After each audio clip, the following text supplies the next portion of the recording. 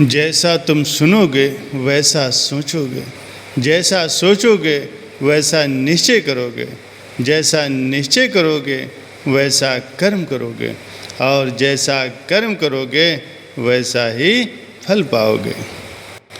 सुनी गई बातों पर बुद्धि विचार करती है और हृदय में उन विचारों को दृढ़ बनाती।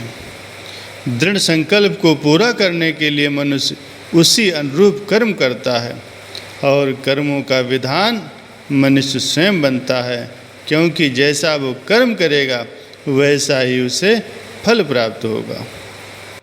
गीता में भगवान श्री कृष्ण अर्जुन को समझाते हैं कि निष्काम कर्म का कर्ता ही परम सिद्ध को लेता है। कर्तव्य कर्म का पालन कर, लेकिन न इसमें दिल लगा। निष्काम कर्म के द्वारा ही जनकादि सिद्ध को प्राप्त हुए। लोक हेतु ही तू भी अर्जुन कर्मों को कर। इसलिए कहते हैं कि हे अर्जुन, प्राणी जब कर्म फल की इच्छा को त्याग कर केवल कर्तव्य कर्म को पूरा करने के लिए कर्म करता है तो उसे निष्काम कर्म कहा जाता है। अर्थात सद्गुरु और शास्त्रों के अनुसार जो शुभ कर्म करता है वो ये न सोचे कि इस यज्ञ सिमरन और शुभ कर्मों का फल मुझे मिलेगा। कामना रहित होकर के कर्म करें तो वो अपने लक्ष्य को पालेगा। कर्म को कर्तव्य समझकर करें, उसके फल की इच्छा में मन को लीन न करें, जैसा कि राजा जनक ने किया। उन्होंने आसक्ति रहित कर्म करते हुए राजपाट भोग ऐश्वर्यों की सुविधा सामान को पाकर भी वो निरासक्त रहे। उन्होंने लौकिक और पारलौकिक कार्यों को कर्तव्य समझा। आज उनका नाम योगियों, मुनियों और ज्ञानी जनों की श्रेणी में सर्वोत्कृष्ट है। उन्होंने सांसारिक कार्य व्यवहार करते हुए और प्रभु भक्ति में दिल लगाते हुए निष्काम कर्म योग को अपनाया और मोक्ष को प्राप्त हुए। उनके प्रमाणों को सम्मुख रखते हुए तू भी अर्जुन लोक कल्याण हेतु क्षत्रिय धर्म का पालन कर।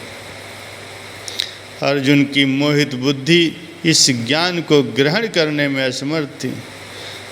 भगवान ने स्वयं उसे योग माया से भ्रमित किया हुआ था कि वो भ्रमित होकर पूछे और वे लोक कल्याण हो तो उसका समाधान करें। प्रत्येक प्राणी इस ज्ञान को हृदय में धारण करने का इच्छुक है, लेकिन भ्रमवश इसे स्वीकार नहीं करता। तो अर्जुन ने विनय की, भगवान कभी आप कहते हैं कि स्वधर्म को अपनाओ और कभी कहते हैं कि निष्काम कर्म करो। स्वधर्म अपनाने के लिए आप ही बतलाइए कि यदि उसकी कामना का फल त्याग देगा तो धर्म की ओर पग बढ़ाने का भला साहस कैसे होगा। मुझे इसका रहस्य समझाइए। भगवान ने फरमाया कि हे अर्जुन, पहले स्वधर्म की परिभाषा समझो। स्वधर्म ये नहीं है कि केवल युद्ध करना तेरा धर्म है। वो युद्ध किस समय और किस लिए करना उचित है इस पर भी विचार करना होगा। प्रत्येक प्राणी को स्वधर्म स्वयं निश्चित करना होता है। इसके लिए उससे प्रमाण ये है कि एक क्षत्रिय का पिता वृद्ध और बीमार हो मृत्यु शैया पर पड़ा प्यास से व्याकुल है। वो अपने पुत्र को पानी के लिए बुला रहा है। दूसरी ओर गांव में डाकुओं ने हमला कर दिया। इससे सब अपने परिवारों की जान बचाने के लिए सहायता के लिए चिल्ला रहे हैं। उस समय उस युवक को क्या करना चाहिए? अर्जुन ने घबरा करके कहा कि ये तो बड़ा धर्म संकट है। भगवान, मुझे अपने पिता के पास रहना होगा। तो श्री कृष्ण ने फरमाया, अर्जुन यही तुम्हारी भूल है। उसे जल्दी से अपने पिता के मुंह में पानी डालकर गांव से डाकुओं को भगाने का काम करना चाहिए। यही उसका धर्म है। धर्म के लिए सर्वस्व न्यौछावर करना पड़े तो भी देर न करो। यही सबका स्वधर्म है। यदि एक दाई किसी बच्चे का पालन पोषण करती है तो केवल माँ का धर्म निभाती है, और जब बच्चा बड़ा होता है तो उसकी आसक्ति उसे दुख रूप नहीं बनाती। वो कर्तव्य की भावना से ही सेवा करती है। हे अर्जुन, जब निष्काम कर्म योग भी स्वधर्म में विलीन हो गया तब किसी कामना से कार्य करना ही नहीं, स्वधर्म और कर्तव्य की भावना से ही कर्म करोगे तो समझ लो कि आसक्ति होगी ही नहीं। परंतु ये कार्य इतना सरल नहीं है। एक बार महापुरुषों के संयोग और सत्संग से निष्काम कर्म योग से मन आकृष्ट हो जाएगा। इसके लिए निरंतर सत्संग की आवश्यकता है। निरंतर सत्संग से ही निष्काम कर्म करने का ज्ञान मिलेगा। उस पर आचरण करने से ही संबल मिलेगा। मन के भ्रमित होने से जीव बच जाएगा। ब्रह्म अज्ञान का पर्दा हटेगा। शोक भय और दुविधा से छुटकारा मिल जाएगा। इससे छुटकारा पाना तो मानव आनंद और खुशी को पाना है, आत्म कल्याण करना है। संत महापुरुष निरंतर आत्मिक आनंद को प्रदान करने के लिए ही सत्संग का प्रवाह चलाते रहते हैं।